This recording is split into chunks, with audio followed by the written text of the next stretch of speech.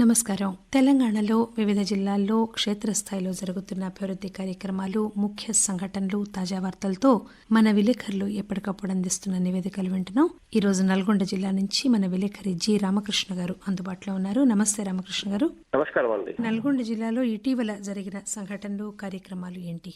నల్గొండ జిల్లాలో ఇప్పుడు ప్రస్తుతం అంతా కూడా పార్లమెంట్ ఎన్నికలకు సంబంధించిన సన్నాహక సమావేశాలు జరుగుతున్నాయి. దీనికి సంబంధించి అధికారుల ఏర్పాట్లు కూడా చురుగ్గా కొనసాగుతున్నాయి. మరోవైపు రైతులు పండించిన ధాన్యం, యాసంగి పంటలకు సంబంధించిన ధాన్యం కొనుగోలుకు సంబంధించి అధికారులు చురుగ్గా ఏర్పాట్లు చేశారు. ధాన్యం కొనుగోలు అయితే చురుగ్గా జరుగుతున్నాయి. అలాగే నాగార్జున సాగర్ లో కూడా నీటి నిల్వలు కొంత తక్కువగా ఉన్నాయి. ఎడమ కాలువకు నీటి విడుదల కూడా చేశారు. వచ్చే పార్లమెంట్ ఎన్నికల కోసం నల్గొండ జిల్లా అధికార యంత్రాంగం ఏ విధంగా సన్నద్దమవుతోంది? పార్లమెంట్ ఎన్నికలకు సంబంధించి అధికారులు పూర్తి స్థాయిలో సన్నద్దమవుతున్నారు. అయితే నల్గొండ పార్లమెంట్ కు సంబంధించి నల్గొండ, ఇటు సూర్యాపేట జిల్లాలోని సూర్యాపేట, హుజూర్నగర్, కోదాడ అసెంబ్లీ నియోజకవర్గాలు కూడా ఉండడంతో అధికారులు మొత్తంగా ఈ నియోజకవర్గాలకు సంబంధించి సన్నాహక సమావేశాలు జరుగుతున్నాయి. ఇప్పటికే ఈవీఎంల ర్యాండమైజేషన్ పూర్తి చేశారు. ఎన్నికల సిబ్బందికి సంబంధించి శిక్షణ కూడా పూర్తి చేసుకున్నారు. ప్రస్తుతం పోలింగ్ బూత్ల నిర్వహణ, దానికి సంబంధించిన వ్యవహారాలు కూడా జరుగుతున్నాయి. కొత్తగా పోలింగ్ బూత్ల ఏర్పాటు కూడా ప్రక్రియ పూర్తయిపోయింది. దీనికి సంబంధించి ఇప్పటికే అధికారులు, సిబ్బంది ఇవన్నీ కూడా సూచనలు పూర్తి చేసి ఉన్నారు. అలాగే ఏప్రిల్ 15వ తేదీ వరకు కేంద్ర ఎన్నికల సంఘం ఏదైతే అవకాశం ఇచ్చిందో నూతనంగా ఓటు నమోదు చేసుకున్న వారందరికీ కూడా 18 ఏళ్లు నిండిన వారంతా కూడా ఏప్రిల్ 15వ తేదీ వరకు ఓటు హక్కు నమోదు కూడా చురుగ్గా కొనసాగుతుంది. అయితే జిల్లాలో ఈ పార్లమెంట్ ఎన్నికల కోసం పార్టీ సన్నాహాలు కూడా ముమ్మరంగా జరుగుతుంటాయి కదా, అదే విధంగా ఉంది?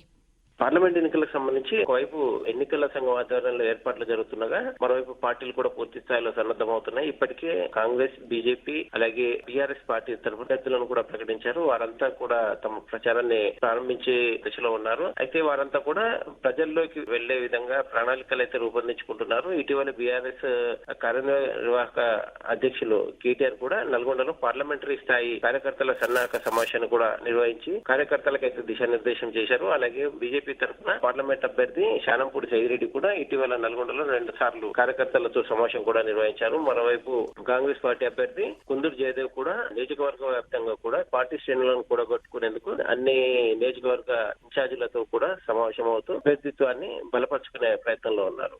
వేసవి అవసరాల దృష్ట్యా నాగార్జున సాగర్ లో నీటి నిల్వల పరిస్థితి ఏంటి?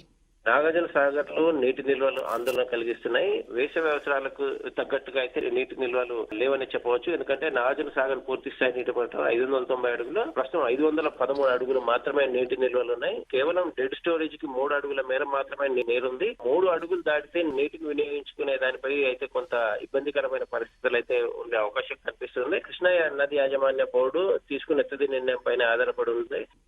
జిల్లాలో యాసంగి వరి ధాన్యం కొనుగోలు ఏ విధంగా జరుగుతున్నాయండి?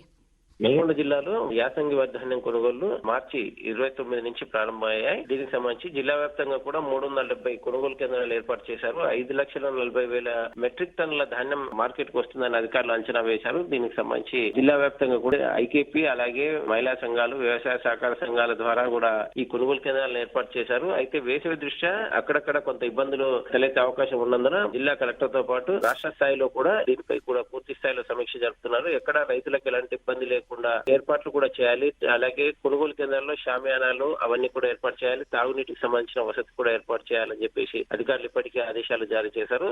వేసవి దృష్ట్యా ఈ తాగునీటి అవసరాల కోసం అధికారులు ఎలాంటి ఏర్పాట్లు చేస్తున్నారు?